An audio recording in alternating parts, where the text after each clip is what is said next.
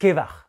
Yes pem deziek e lavar marplij prederian e talvoudegez mar. Hag e degouezioù all e vez ar veret? Ur reolenn unvan ez eus.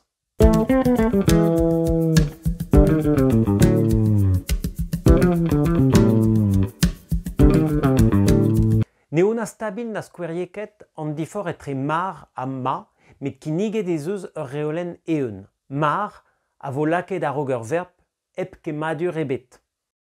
Mar debran. Ma ne vo laket nemet a-raok ne, ma ne zebran ket. Ouspenn-se e c'haller menegi mard a vo laket a-raok eo, mar deo mat, eus, mar deus tut, a gol furmou mont, mar dan war an out.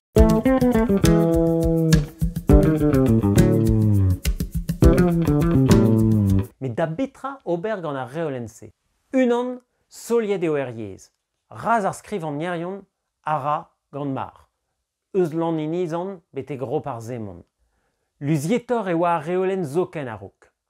Ne veze laket mar nemet dirak furmouzo eus ar verbou. E aed eo bet ar reolenn a baoe.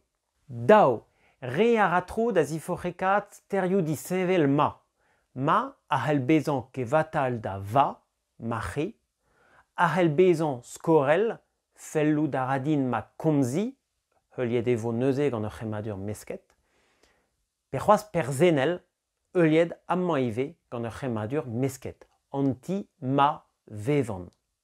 Tri, gout e mar, neus ket madur ebet. Ha ne kebrao kemense? Skouerioù.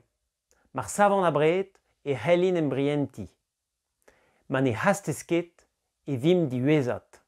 Mar sperc'hoan e c'hallfem ken met turan. Mar deo reziez neo keret e ober.